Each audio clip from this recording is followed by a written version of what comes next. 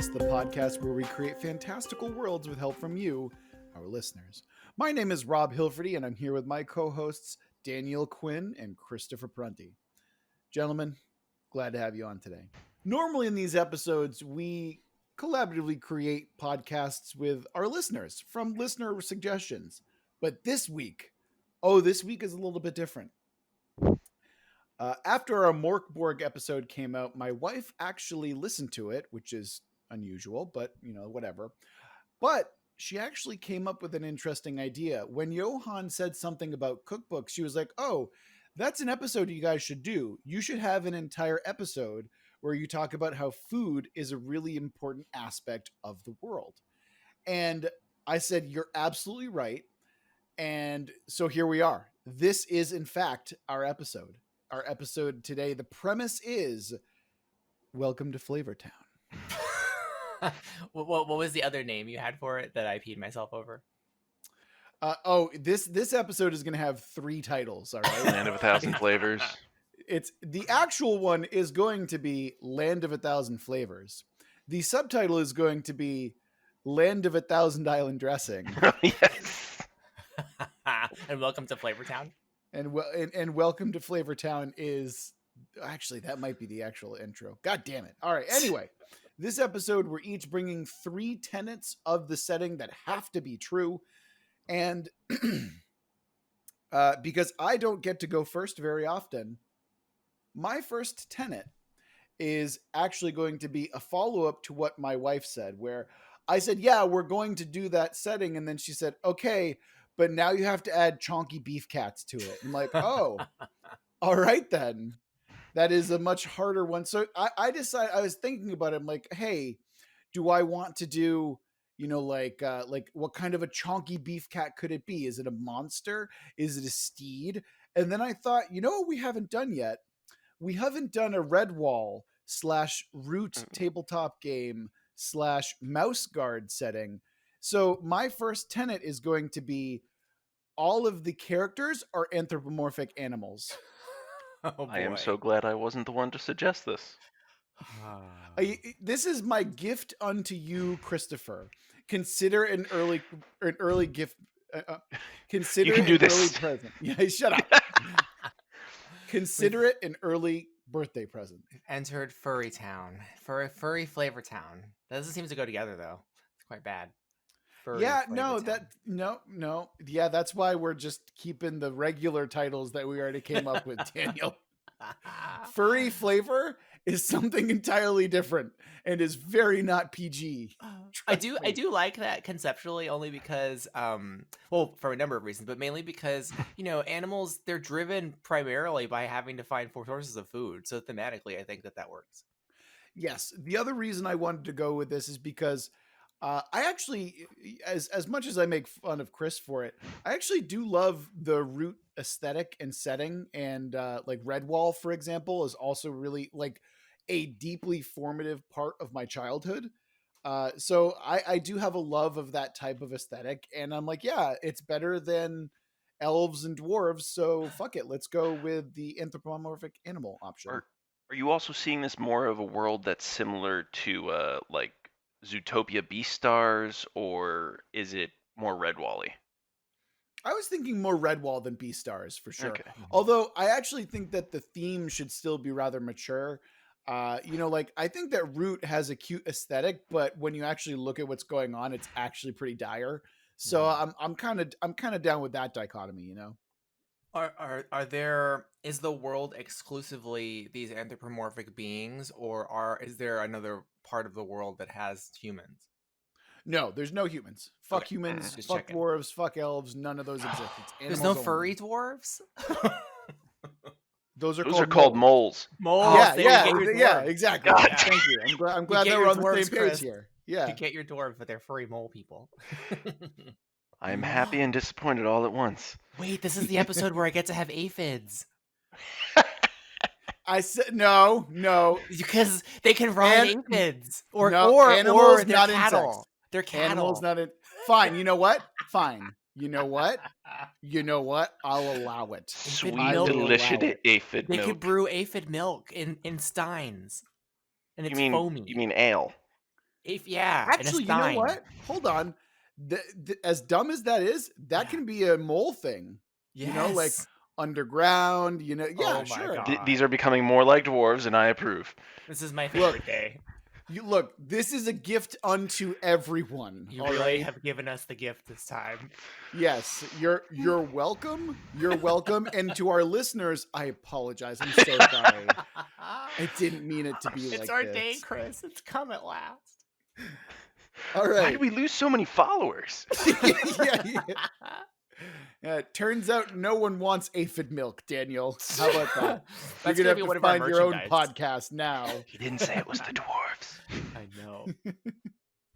Oh well, we don't have dwarves, so it's fine. Jeez. Okay. Yeah. So that's my first tenet. Who's up next? I need to rethink one of mine. Oh, I can screw things up immediately if you like. Go for it. Okay. So I love this, and I think this can work. We can tweak it. The premise I had is that the setting or the place that this takes place in is desolated in such a way that it's not possible to grow food. Oh, interesting. Food has to be created in some other way. What do you mean by that? So I have another one that I'll talk about later, but I was thinking that if you can't grow food, you have to make it perhaps magically or by some other means.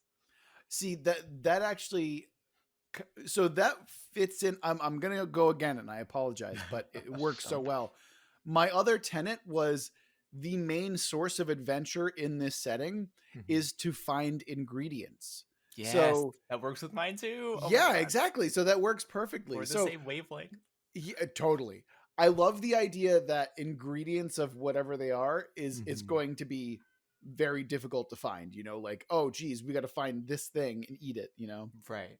So, however we want to style the I don't know what created the situation or how it literally manifests, but the idea is you can't grow crops or farm like that. That has been damaged or has been ruined in some way, and so now these anthropomorphic animal people have to find other means to create their food. Mm-hmm. See, I want to push back on the farming thing. I think farming should be okay, but it's like part of me wants to say that the potency of the ingredients matters to the spells that they're or the magic that's being cast through food. So maybe the crops are like not good enough, like they're wilting or like kind of bland. Maybe whatever's poisoned the land has made it difficult to produce useful crops. I actually had something that I was going to go along this lines, but it was more sci-fi. But I can hammer it down into this.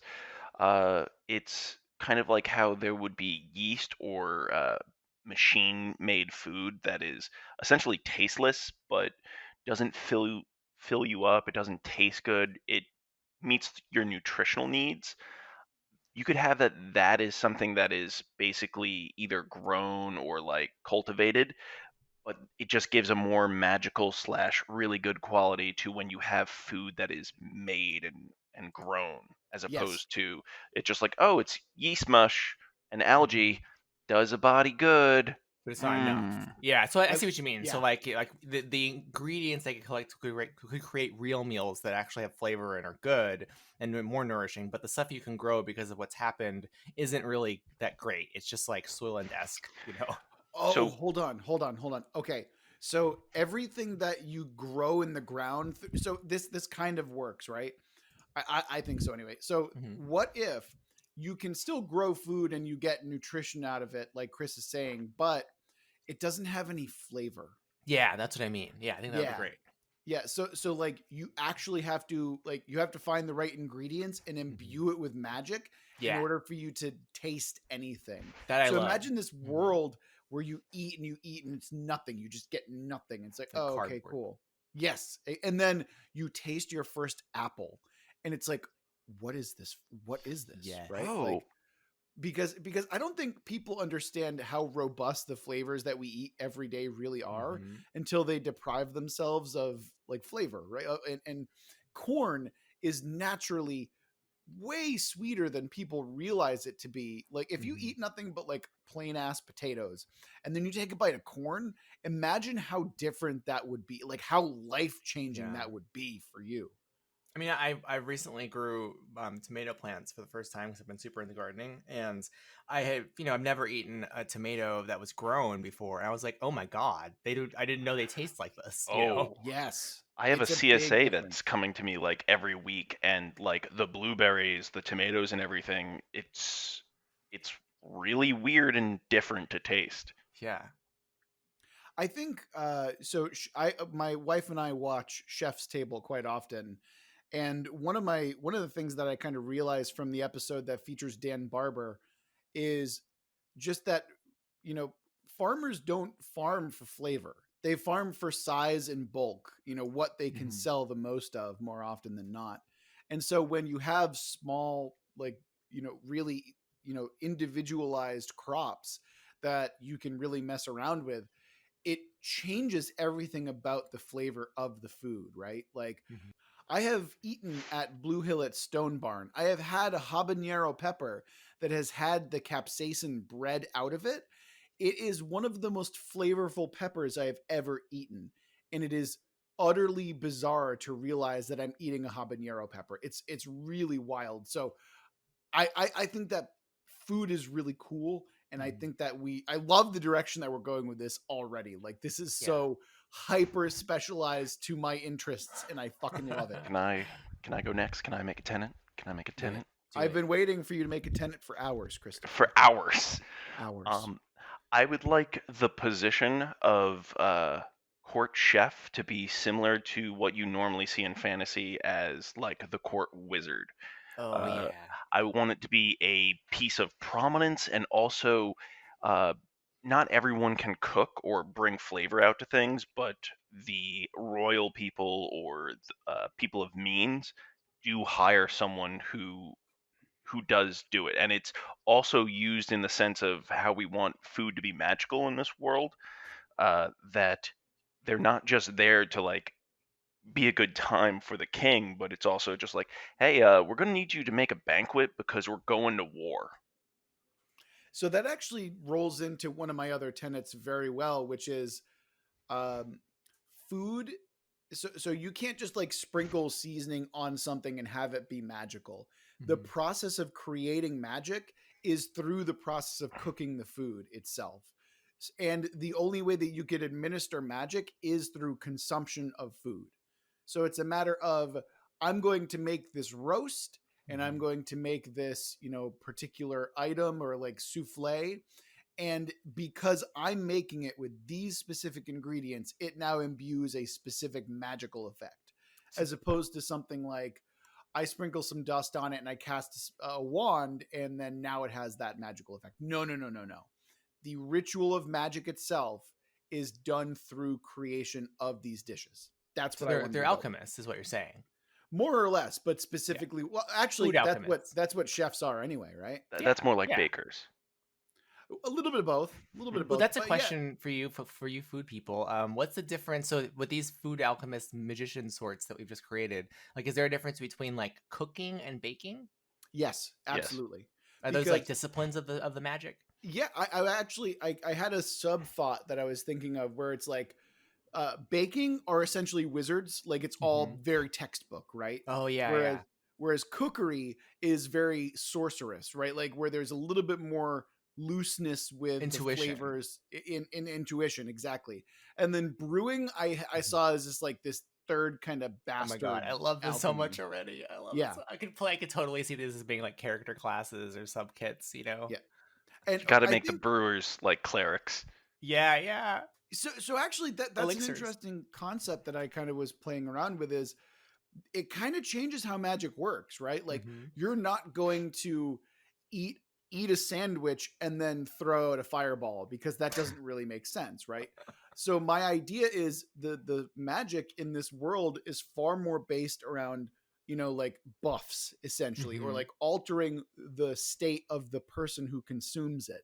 And Right. so obviously it's not like you're going to war and you're like, eat this sandwich. Like you can't. Eat Although your sandwich they can all now. drink their steins though and have a burp that's like fiery See potentially. that I can accept, right? Yeah. Like Berserker we're rage beer. yeah, Yeah. yeah, like stuff like that is no problem. But what I'm saying is that you're not gonna have fireballs as No. prevalent as something in this world, right? Like Right. it's an entirely different system that in a lot of ways, and this is gonna sound kind of weird, focuses more on consent with Mhm. magic, right? Because there is non-consensual magic, and that's very prevalent pretty much in all of fiction, right? Right. Of genre fiction rather. But this is like a focus on like, hey, no, you have to make the conscious decision to To accept this drink it. magic, Unless they like essentially, force you to drink a poisonous or thing, or trick other you. than that, yeah, or Yes, trick you, yeah, yeah, with a meal. right. So that's actually what I like about the ideas, because now you're focusing a little bit more on the subterfuge and a little bit Mhm. more on the espionage, where it can actually be a very serious thing to poison Right. and and whatnot. Like Because it's I also a think. waste of food.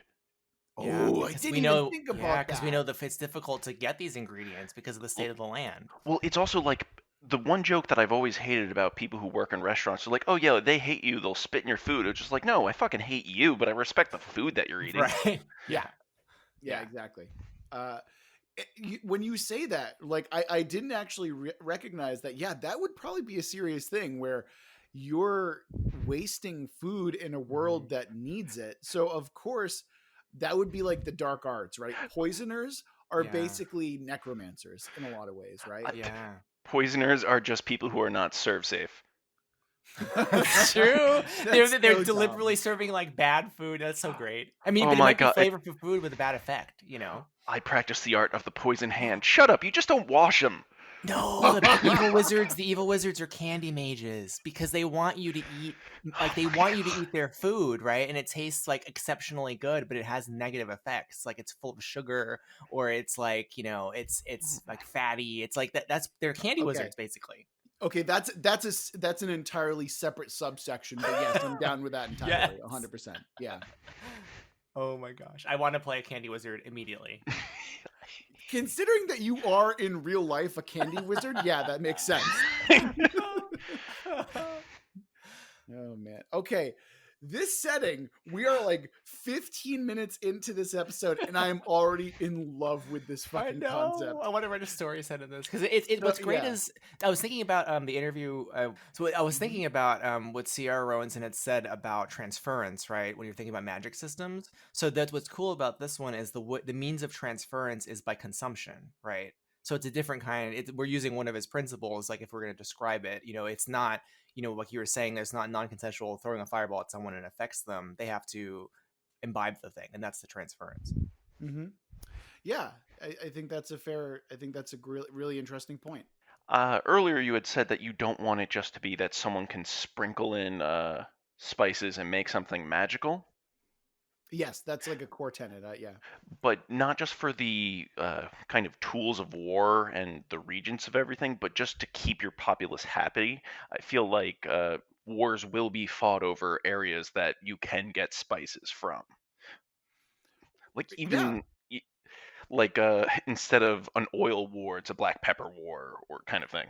I think an oil war is still a different type of oil war. It's now an olive oil war. An olive oil war, yes. Yeah, Oh my of god. course. Oh my god. I mean, that also, I mean, that question. So I would have some follow up questions for you, Chris, too. Like, if there are certain areas that have more of the ingredient resources, like, is there some special cultivation going on there with the land, or what are they like? What's the difference between the land being poisoned and producing flavorless food, and the places that you can get these ingredients from? Like, are they special plants? Like, what are they? I could see that maybe they found something that could possibly be adapted, or it could be just a staple of their culture that they have kept a preserve of these things. And it's like, imagine a religious order that's up on a monastery that is just like, oh yeah, we have dates, we have passed this land and we have cultivated it. The This small plot of land is still arable and we can farm it, but you're not allowed to have it. And we just don't give it to people willy-nilly, and Oh, so due pockets to of land that are good, basically. yeah, either it wasn't touched, or imagine people on pilgrimage kind of coming with some non tainted soil and being like, I'm gonna drop off a pound, thanks for the date. Hmm. So I do want to make 2 points here, gentlemen. Number one, I need to cram in a Dune reference by saying that the spice must flow. Oh, you Yes, son of a yes, bitch. Yeah, I had to do it. I approve. Apologies. Apologies to no one. But also, I kind of had this idea that the magic is kind of flowing through these ingredients to begin with. So Hmm. when you're talking about these pockets of land that have magical, food, why not just have it be as simple as it's magic's fault, but also then explain it through like a ley line system of some kind? Oh, okay. Like where you have these fonts of magical power, and Mhm. for whatever reason the main areas where people live, the ley lines are weakened, and there's almost no magic, and so people have to reach out and go out to different areas to seek magic. Oh, I you know love that. yeah.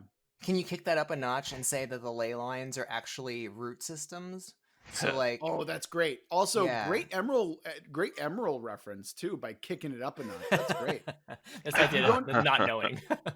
yeah, bam, I don't believe you. Oh, I hate you. Hate you so much. Oh, dude, you have no idea how much of an overlap my interests in. Because I love food.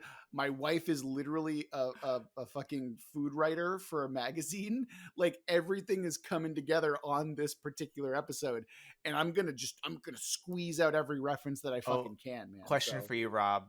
yes. What's the name of that horrible chef that everyone hates? Diners and Dives or whatever. Oh, Guy Fieri.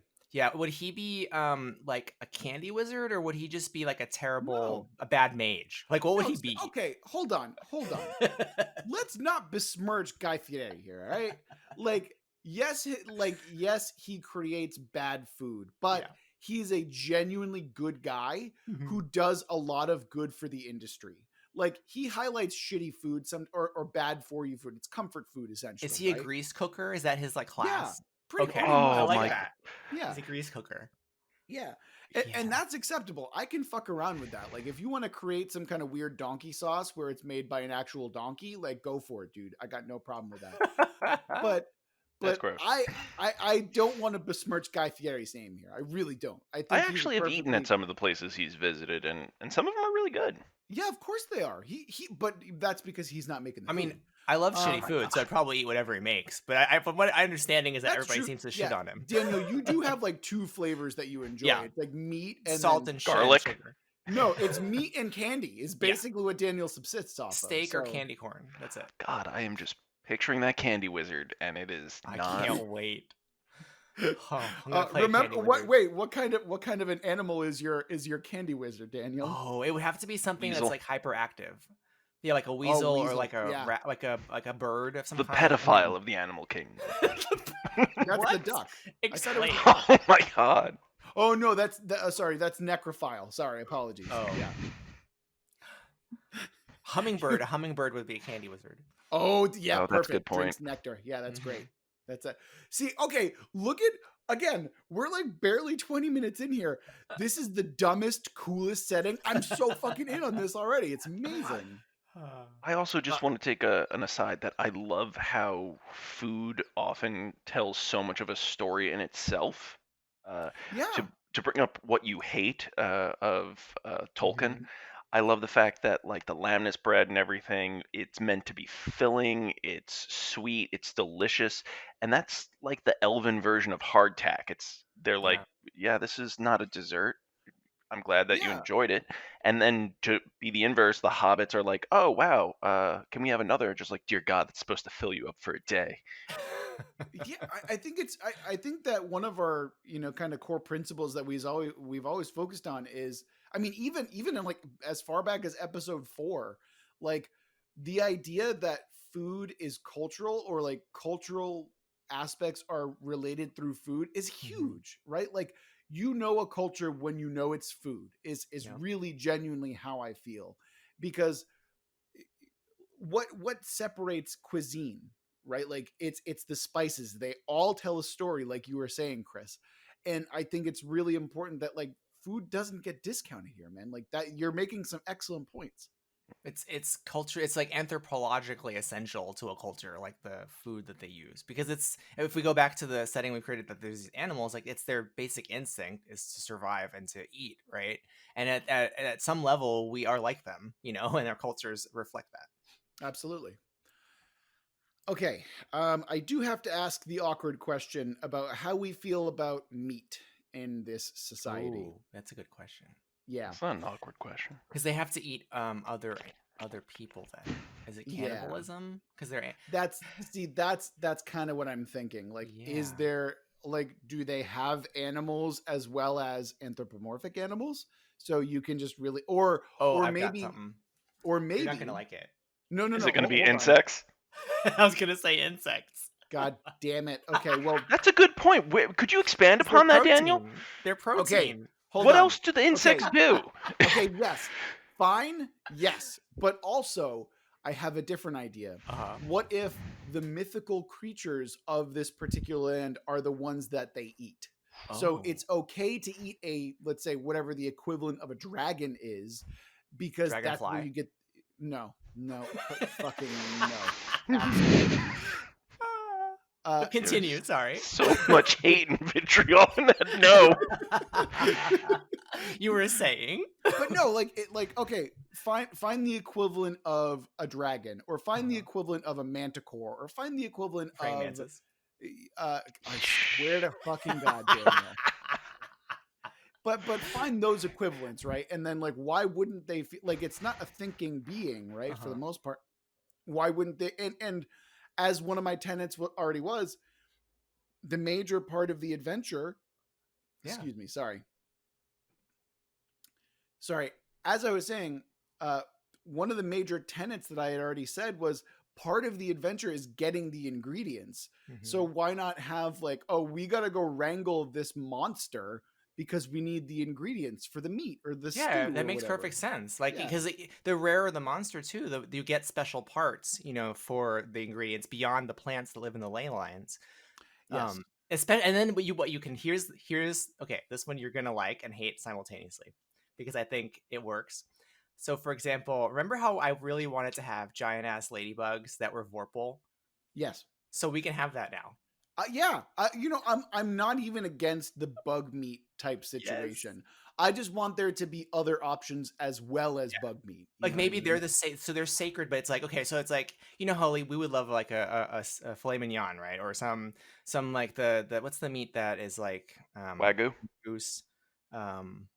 What is it? It's like, you're talking about Kobe Wagyu. Yeah, or foie gras. So like those kind of, or that Wagyu, like those I'm not giant. a fan of foie gras, by the way. I love foie gras. I don't mind the flavor. It's the texture that gets me for some reason. I never have a texture problem. What I mean is, like, those bits are in these giant insects, right? Potentially, or you have to find a rare plant, that only grows at the top of a mountain peak, on a certain month, and you have to get access to it because these monks protect it. That's the kind of stories you can tell now, right? With these adventures. Absolutely. I'm gonna like my expansion upon the monks.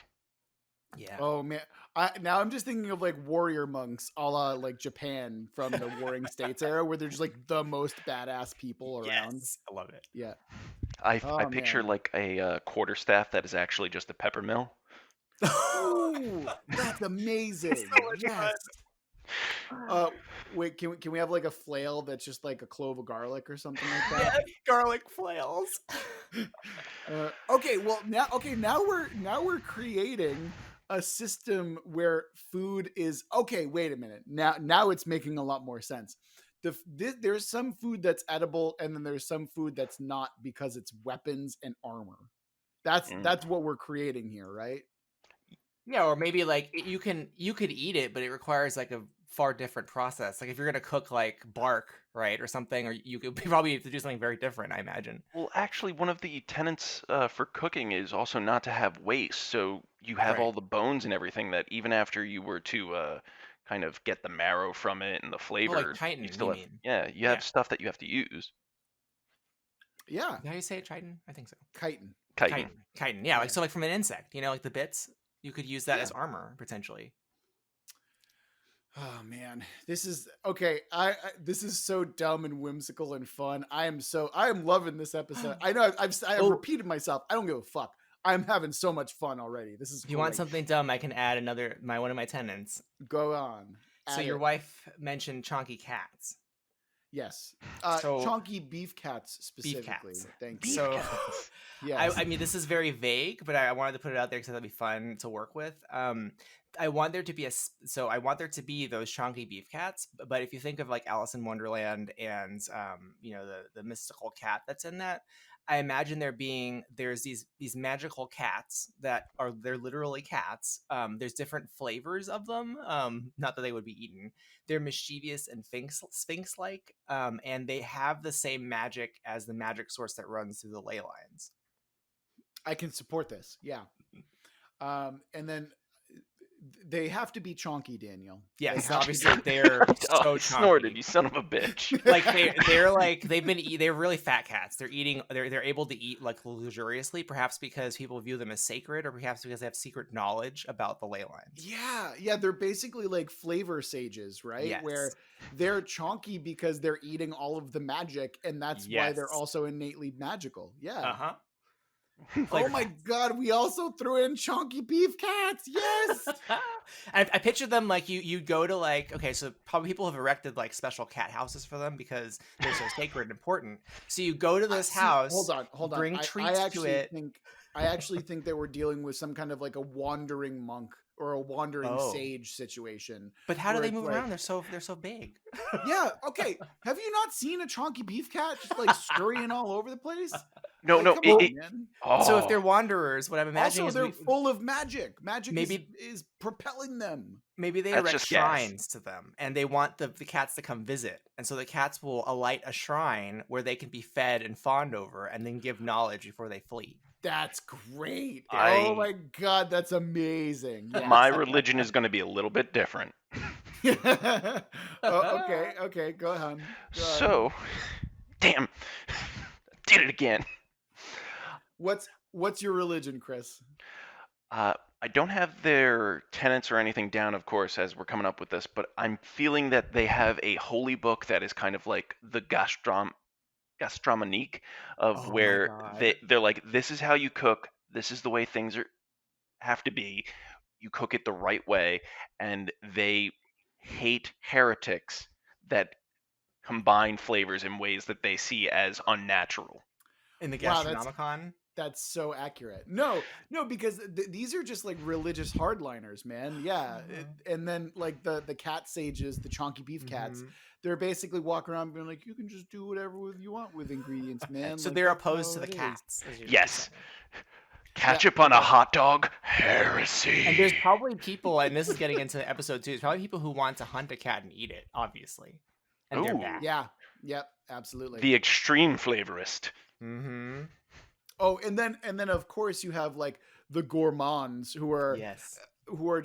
just fat people or like fat animals. Fucking fatties. No. Just hating on them. Look, as the only fat one on this podcast, That is the nicest thing you've ever said. you're chubby. You're not fat. Oh. Yeah, it's true. Anyway, I have to cut a lot of that out. I think. It's true. Oh man. Oh Anyway, my so God. I also imagine that like there are gourmands, right? Who are Mhm. basically, I want to eat rare ingredients. I want to eat illegal ingredients. I Yes. want whatever dark power comes with it. And so actually, we should probably stay away from fat people innately being evil, because Right. that's obviously not good. But we do have chunky beef cats as an alternative. So there's two sides at least. Well, maybe the gourmands don't necessarily. It doesn't have to be reflect their actual body size, right? Like It could you also could be a gourmand tapestry when of you're really people. thin, you know? That's very Yeah, true. Right. Like the critic from Ratatouille. Exactly. Yes. But there is a reverence for appreciating food, which is expressed, at least in the setting, through the cat's luxuriousness of physical form and of its exuberant personality. Yes, absolutely. Oh man. All right. What's next? Who else has tenants left? Did I do 3? I have 2. one. Daniel, go. So, since we've established that the chefs are highly regarded, essentially different types of wizards who are sought after by, I assume, A, places of leyland power, and B, probably just towns who want to have a badass chef at their disposal, right? There must be a place where they can learn, and where they can learn from the Gastronomicon, or the Gastronique, whatever we called it, and where they can get the basics of cooking and decide to become a brewer, a baker, a cooker. And this is the Magical Culinary School, which is a place that you go to if you've been selected and you're worthy of being taught the fine culinary magical arts. So we got Magical Hogwarts. Basically. I just want to say that it was Gastronique, but the Gastronique. Gastronomicon is so much better. Actually, I thought Gastronomicon is like where the poisoners are. Oh, like, what the yeah, poisoners No, are it has to from. be a book in some form. I don't know. The evil book Yeah. of gastronomy, the Gastronomicon.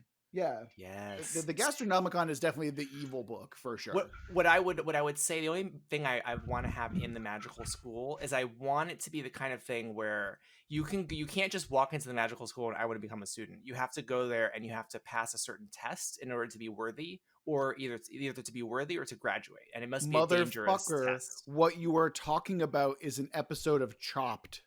That is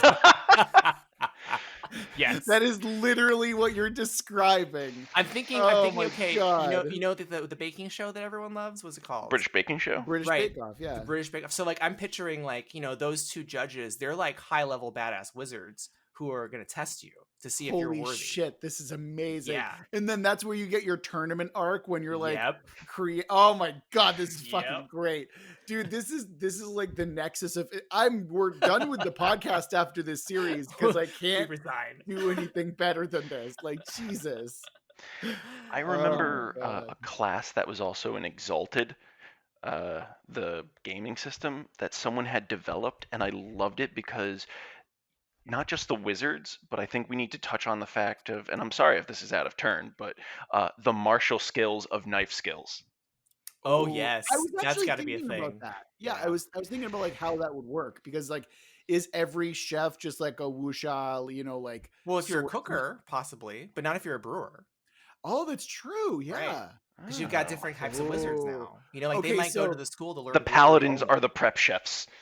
Yeah, I was like, Yes. okay, so like cookery chefs are Uh-huh. basically like martial classes, right? Yeah. Where they have like sword and knife skills and Mhm. shit like that. Bakers Oh my and wizards. god! I'm sorry, know the basic knife skill wizards. class is reminding me of what the paladins have to probably go through, where it was just like, double the Yeah. carrots, Julianese. we know the bakers are the wizards, the academic types, and we know brewers are probably like either alchemists or clerics or something like that. I'm thinking clerics, right? Because Wait. Cl- Brewers well, no, are more like druids, and the clerics and everything are the people who just follow the recipes. Are those wizards? mm, No, I don't know because about recipes are wizards are like classically trained people. Mhm. These are people who don't innovate or experiment. They go by the recipe. 100%. See, I don't agree with that because Yeah. historically monks were like brewers and winemakers and stuff like that. Yeah, I gotcha. So I would rather stick with like a cleric being the brewer class. I think Yeah, that alright. makes a lot more sense. I mean, maybe they're like a subset of brewers who focus specifically on like aperitifs and like curatives or like things that will cleanse your palate. Druids, Chris, are more like fungal mancers, basically. They're more like, hey, we got mushrooms and shit, y'all. Like they're They're like garmager managers. What? Garmager, keeper of the cold food. They're like the salad people and the Yeah. Yeah. Yeah, there yes. God, Okay, I we're want getting there. to see this. That it's just, I want it to be the level of dumb of like Fire Force for some reason. Yes. But it's working. All of Yes. this is working. Yes. remarkably Could you imagine? well. Could you imagine a venturing party? It would be so crazy. You'd have like your paladin or your fighter who's like literally the butcher chef guy. You've got your wizard who's collecting all the ingredients and he knows how to create like crazy meals because he's following the recipes. And the brewer who he does the same collecting, but he's kind of like got to intuit it together and hope for the best. I was gonna say pray for the best. Oh my God, maybe they that's also right. worship certain cats. The brewers. Like they worship the philosophy of certain cats. That's what makes them clerical. See, I feel like that's not a religious thing. That's more of like a school of Yeah, like a school of philosophy. Yeah. Yes. Well, you Yeah, could yeah, also yeah. just make them, they're the saints of different things. Just like, this is Yes. Saint Yeah. IPA. Oh my there we go. God, There Saint we go. IPA. Nailed it. Yep. Okay. We're down. Shit. What else can we do? The candy makers. We got to talk about the candy makers real quick. I want to say that they're not inherently evil, but they have No. a purpose, right? Yeah. Like, I think that they get a bad rap, right? Right. A lot of the time They're because like they're the like, Mafia oh, Lollipop Guild. oh my God. I'm sorry. It sounds like I mean, it sounds like we're making two dimensions of the things. One dimension is like brewer, baker, cooker, right? But we're also having a certain kind of, I guess, purpose, like candy, grease, cooker. You know, like there's different kinds of food or of some sort. Yeah, but categories. I think that all kind of, I think it comes down to a matter of reputation, right? Like, Right. people will still eat grease food. People Yeah. will still eat candy. You know, like Yeah. it's a matter of. It's not like they're hierarchical, but that they're like different areas of focus almost. Yeah, and not only that, but I imagine like in the food world, like people who are like cookery chefs are looked better upon than like a baker, right? Right. Even though like the baker is putting in way more effort or is doing something They entirely see more different. art involved. Yes. I think that there's a prestige to actually that's kind of in line with how magic systems typically work, right? Like there's kind of a prestige to the certain types of magic, but you know, meanwhile there are other just as important people doing more important work, but it's just, you know, not looked at as much because like, oh, you're a baker, who cares, you know? That means there's a candy cat, and I worship it. Like just in general. Yeah, cat of candy. Hold on, Saint, the candy patron saint of candy candy. cat sounds like an Adventure Time villain or some shit like that. Adventure to Candy Cat Mountain. Oh my God, you gotta find the actually- candy cat sage. Yeah. Yes. You could also look at this in like if there's different cultures in the world, different countries and everything, you could have their style of food also be at war with the other styles of food. Yes. But why does that matter? Because the French do everything the best, Chris. I don't. I'm not arguing that fact.